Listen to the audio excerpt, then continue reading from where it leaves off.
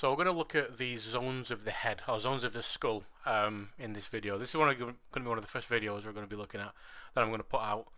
And it's not necessarily going to be looking at the scientifically accurate, perfect structure of the skull. This is more about thinking of the major zones, the major things that shape the head.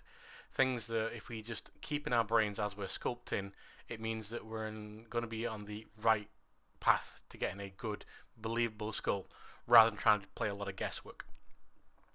So this is something I've kind of created myself over the years with a combination of both science, practice, looking at how other people do stuff, other kind of art books and textbooks and that kind of thing. And this is for me the zones of the head that I'm always going through, and this is what we're going to be looking at. Of course, this is not the absolutely perfect way of looking at it. This is my way of looking at it, and hopefully it works for you.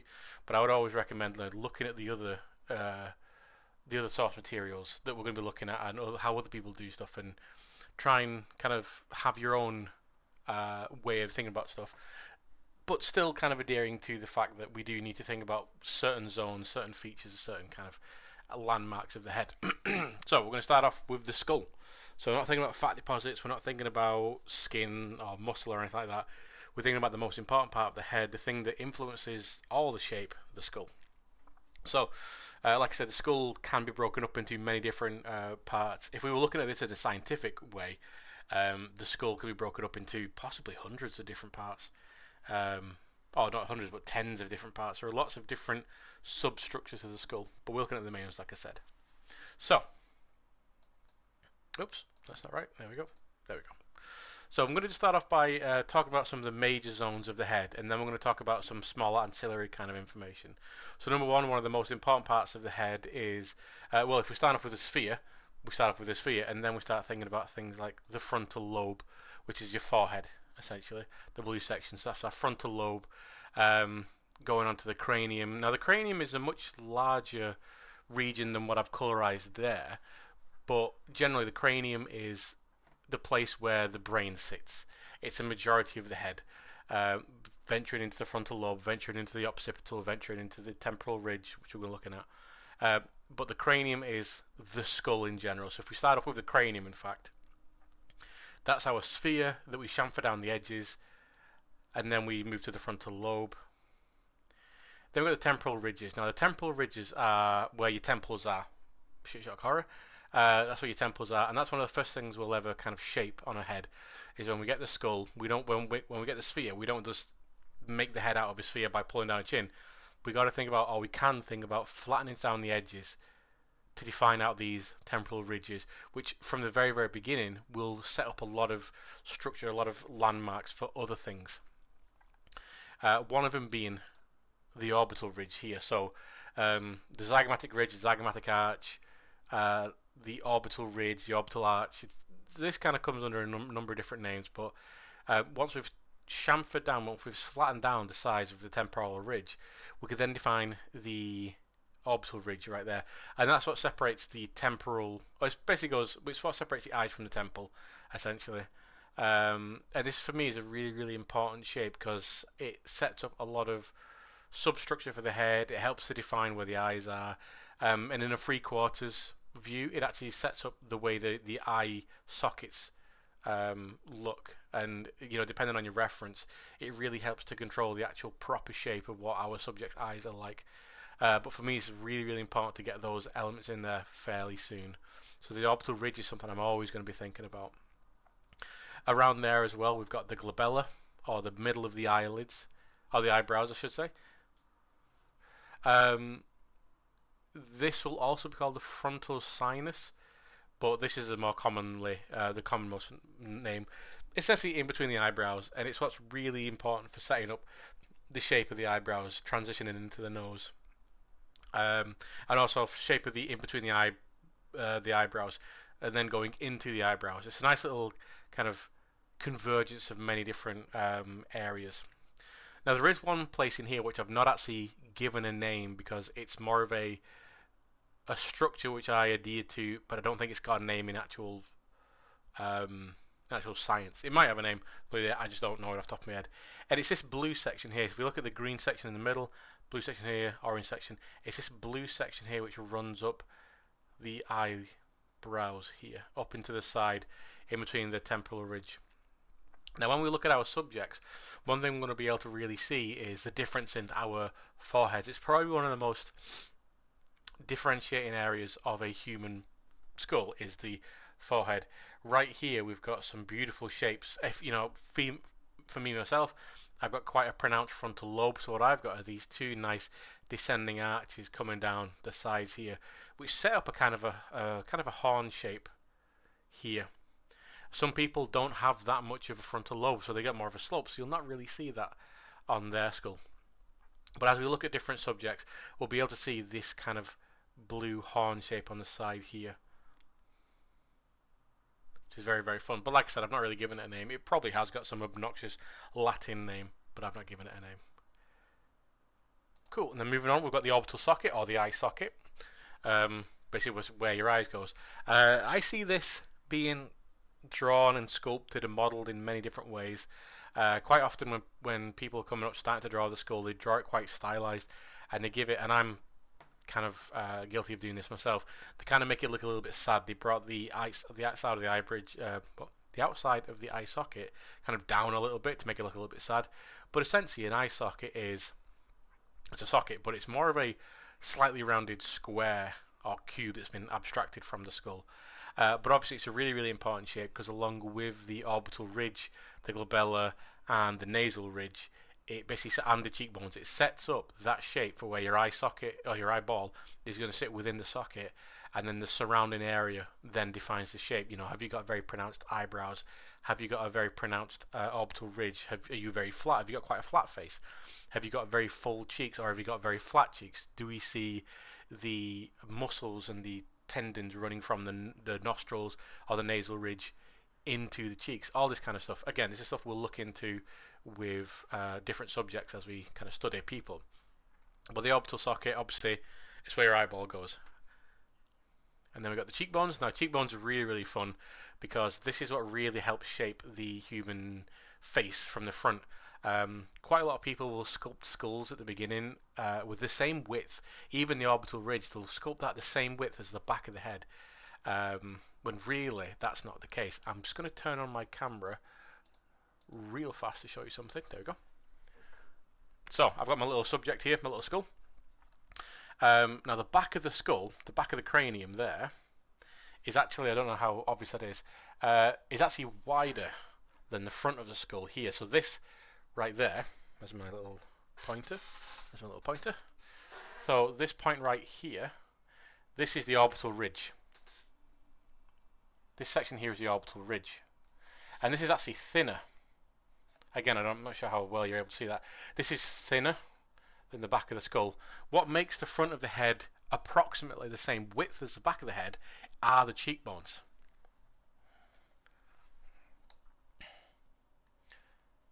That's what makes the front of the head about the same size. But what we always need to think about is this transitional point in the orbital ridge here. So the cheekbones are a certain width, and then it comes in and flows back into the temporal ridge. Now obviously that's going to be different from person to person, race to race, age to age, whatever. But there's always going to be that commonality of this area here, the temporal ridge and the orbital ridge, being smaller, thinner than the back of the cranium. If you've got to think about the head as almost like an egg, if our skull's looking down at the minute, almost like the back of the head. Always good to have a little skull as reference. This is like a tenner on Amazon, so I would, if you're into it, pick one up. So a really important part of the skull there. So yes, the cheekbones from the front obviously give you the width, but from the side they also give you a really, really nice junction for many muscles, many tendons, many fat deposits to move around. Obviously we've got stuff coming in from the bottom of the eye going into the cheeks. We've got stuff coming in from the nostrils or the nasal ridge coming into the cheeks. We've got stuff coming in from both the jaw, the mandible and the lips going into the cheeks. So it's a really, really important area for shape. And if we think about our placement of fat deposits and of muscles and tendons and stuff, this is a really important and key place, because back when I was just starting doing this, I was a bit of an anime kiddie when I was young, so a lot of my sculptures, a lot of my characters in general had big cheeks because that's a very anime thing to do, or at least it was back when I was a kid. And when I started sculpting, all my characters, all my subjects had massive cheeks because I wasn't thinking about the way that fat and muscle descends over the cheekbones. But this is a really, really important part, and you'll see this when I'm sculpting. This is a really, really important area to get right because this will set up a lot of the shape later on, and it also gives us a really nice jumping off point. If we get the cheekbone area kind of looking good from the start, it gives us a really nice jumping off point for later points. And a not so important part now, and I've said it a few times now, is a nasal ridge. This bit I've kind of accumulated what is I think is like 9 different bone areas into one, but generally the nasal ridge, it defines how wide our nose is on the actual ridge. It kind of flows in. You can see how it flows into the cheekbones, into the upper jaw, up into the glabella. This is like, again, just like the cheekbone, it's a nice little transitional point for lots of information to pass over. But really, there's not a whole lot going on there unless you've got a character with, some kind of features here. This is quite important, but not quite feature heavy. Right, moving on, we're going down to the mandible. So I've just kept the entire lower jaw as a mandible. Boom. Now this again, if we ignore the cheekbones here, you can kind of see that you can draw a straight line from the temporal ridge down to the jawline, to the peak of the jaw there, in pretty much a straight line. This defines so much stuff. It defines the shape of the jaw from the side, from the front, and from the side it'll also define if we got a particularly strong jaw, if we got a particularly weak jaw. If we draw over subjects, have they got quite a high jaw, a low jaw? You see some of these more like, like quote unquote the perfect American man kind of thing, where they got like the low square jaw. But then you'll have lots of very, very soft features where the jaw actually appears to just be not really have much of an angle here, at least not with the skin on. I'm sure with the skin off you'd be able to see more of an angle, but with the skin on you see less of a sharp, pretty much a right angle here. It's more of a subtle kind of sweep in. And then you got to think about, is your character heavy set? Is your character does your character even have a defined jawbone, or is this something where in the beginning stages you're using it more as just kind of making sure that the anatomy is good, and then you'll be like fattening it out with muscle fat deposits? If it's an alien character, has it got some kind of alien feature there? But the mandible, obviously, it's your lower jaw. It contains your teeth, your chin, the connection to behind the ear. Oh no, sorry, in front of the ear. It transitions into the neck on multiple different sides. So it's quite an important area. But again, feature-wise, not that much. It's just got to make sure that it's the right shape. Kind of like this U shape from the front, and this kind of backwards L shape if you're looking at this angle from the side. And like I said, it's got to make sure the teeth are in the right position. Then you got another one, the nasal interior. Now this one, unless you're doing an actual skull, you don't have to worry about this. But what we need to worry about this for is the positional stuff. Because again, one thing I did when I was coming up, and one thing I see quite a lot, is a lot of people draw and sculpt this file like really, really high, when really the top of the nasal ridge, or top of the nasal interior, pretty much aligns to the bottom of the eye sockets as a golden measurement. This will differ from person to person, age to age, all that kind of jazz, but for like a standard, homogenized human, generally, the top of the nasal interior aligns to the bottom of the skull.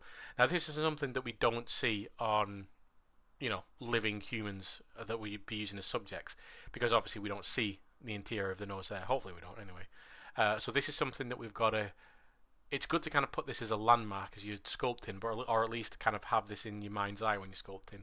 But it's good to know about. And then get your upper jaw. Now this one really is one of the most lesser needed to kind of worry about areas, because unless you if you do all the rest of this well, this kind of falls into itself, because all this information, all the interior ridges here behind the jaw, behind the cheekbones, generally it does itself, and then we'll be packing muscle and fat on top of it anyway. So the upper jaw, you don't need to worry about it too much. The only few things you need to worry about is, again, the position of the teeth, because it is part of the jaw. If your subject has an underbite, an overbite, do they have a slanted jaw? Do they have a jaw section in general, upper and lower jaw? which is more protruded or more flatter. Again, that's down to subject and ethnicities. You know, these are all the things that we'll be studying and looking at, and just making sure that we understand, you know, when we're looking at these subjects, is this the information that we're actually seeing? But of course, on top of that, we're also going to be putting fat and tissue, lips, cheeks, all that kind of jazz. But yeah, the upper jaw, not as important, but if you do everything else right, it'll be fine. The zygomatic arch here, which is connected to the cheekbone, I've kept it the same colour for ease, is a relatively important part because we can actually see it here on the corner of the front cheekbone here. It's what gives our width of our head from the side and transitions into the ear. When we start putting ears and flesh on our sculpts, this will become very, very important because it's one of those things that stops the face looking really kind of weird. Yes, it's a human face, but something's very wrong with it because the shapes don't make sense. Now, this zygomatic arch is something that often is that reason. You know, people have forgotten to put the zygomatic arch in, or they've overdone it. It's what can make cheeks look really, really puffy or not puffy enough. So the zygomatic arch is right there, and it's only really this bit here which transitions into the ear. Moving on, then we get some more ancillary bits. So the last part of the bone structure for now is the occipital, which is at the back of the skull. Now this one you can feel, if you just kind of feel at the back of your skull, you'll feel this little lump. So that's your occipital. Not your occipital lobe, that's in your brain. This is just the occipital region of the skull. Again, not a massive one to really worry about, but what this is really good to think about is the structure of a person's body. Do they have, if I quickly just make a new layer, where's my pointer device? There it is. You know, does this subject have a particularly defined back of the head? Because you see some people have a really, really defined back of the head here, where the occipital there kind of sticks out quite a bit. Some people, like myself, I've not got a massive one, I've not got a massive occipital, but what I have is quite a large fat deposit behind my head there. So again, this is down to your subject. Does your subject have this like fat deposit layer at the back of the head? So your occipital often kind of dictates the shape of what's going on at the back of the head. Yes, is your subject very bony?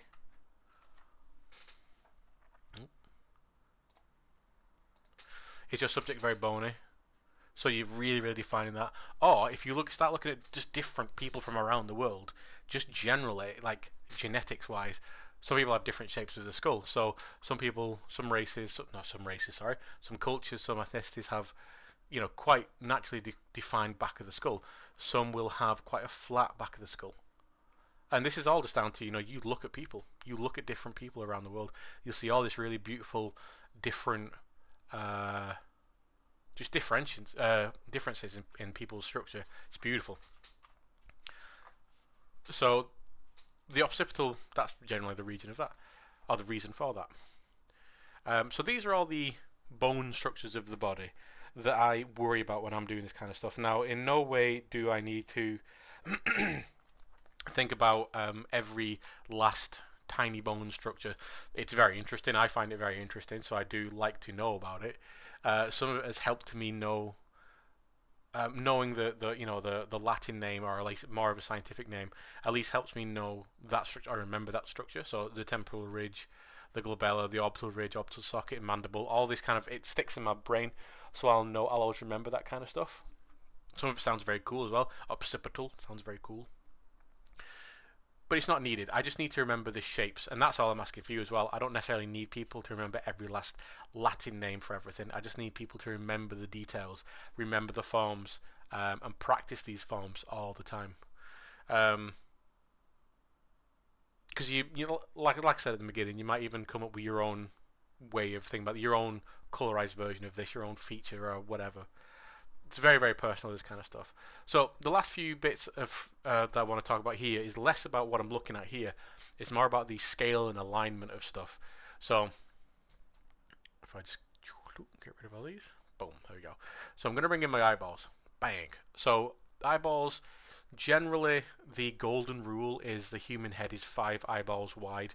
Generally, again, this is a golden rule. You'll find differences of that all over the shop. Actors, people in the street. Some people might have their eyes very close together, so it's more like 4.5 eyes wide. Or some people will have like Anya Taylor-Joy, for instance.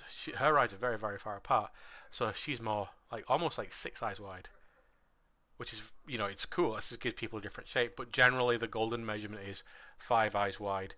Now, if I remember it right, a human adult eyeball, is around 2.5 centimeters wide.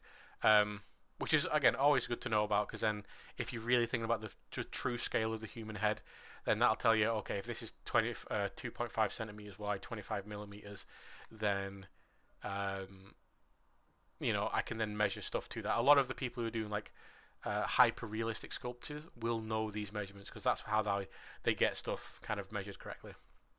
But what I'm doing here is just kind of showing you just general placement. So the eyeballs there from the front and from the side. And the actual alignment of stuff. So what I've got here is just 3 examples of alignment that I generally use. The one on the left is stuff that I've got through books, and the one on the right is something I just keep on my own kind of brain. It's kind of something I've come up with myself.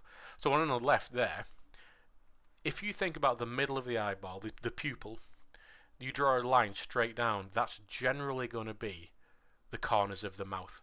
So you can actually measure the width of the mouth by drawing a straight line down from the eyeball. Again, you'll have differences in this, but generally that's a good place to start.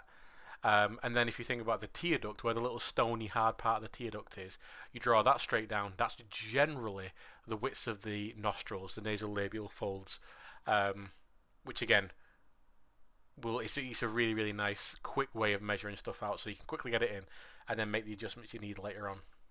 Now, the one on the right hand side, this is my way of getting a good position for the eyeball from the side, and instead of drawing the eyeball down, I'm looking at the chin up generally. So if I find the bone of the chin, the very, very front of the chin, and I draw a line up there, that's going to be on the front of the eyeball, and that's something I place in there pretty quickly. And then if I need to push it back or push it forward depending on my subject, I can do that very easily. But number one, what I'll do is get it from the front, get that eyes wide, 5 eyes wide, and then I can easily make adjustments if I need to later on, and then I can push it forward or back to make sure that it's sitting within the orbital socket enough. Because again, your standard person, your androgynous, homogenized person, your eyes are going to sit pretty much halfway into the socket, but because we've got all the fat and maybe even a little bit like a sly over halfway, but then because we've got all the fat, the skin, the tissue, muscle, eustachian tubes, glands, all that, we then pack all the weight around it. So then our eyes, really, we're only seeing a fraction of our eyes, because most of it is inside the actual eye socket itself. And then on top of that, this is one thing we're going to talk about in another lesson. Once we've got our eyes on top of there, and our bone structure is in place, we can use these bone landmarks to then get things like the eyebrows, the epicanthic folds, the lower eye ducts in correctly, because we're going to be looking at different eye shapes from around the world, and what information we can see with those eyelids and what information we can't see. Because again, we're not just looking at perfect blonde Americans. We're going to be looking at people from all over the place, because everyone's eyes are very different. But these really, really nicely, because you can even use these in drawing.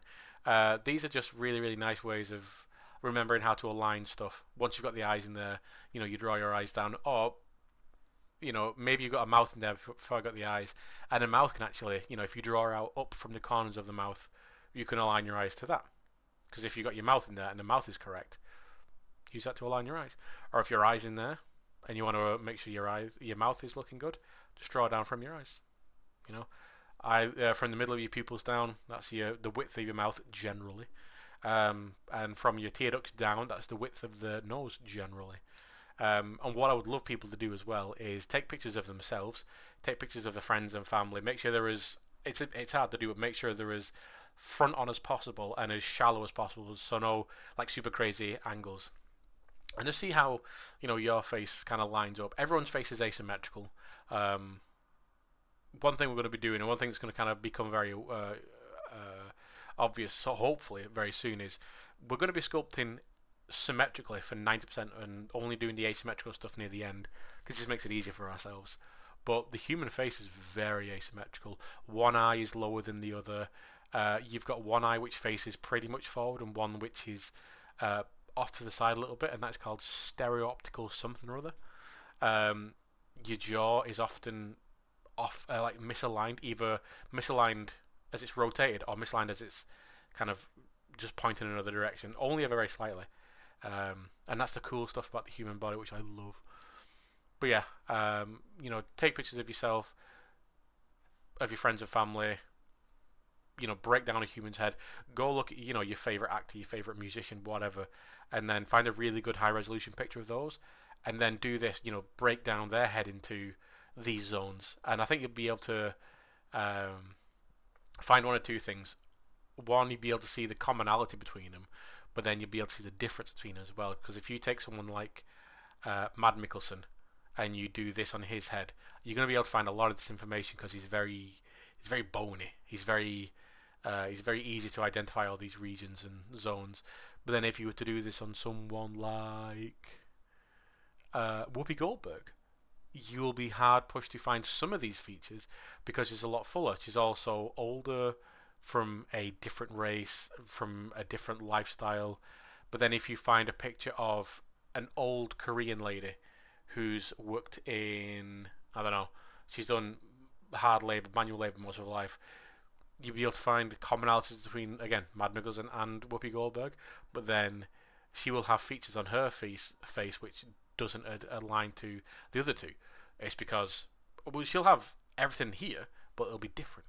And that's the great thing that's the thing that we're going to be finding a lot. Is that's the thing I love about the human form, is how we're all the same, but then we're all so different, to sound like a hippie.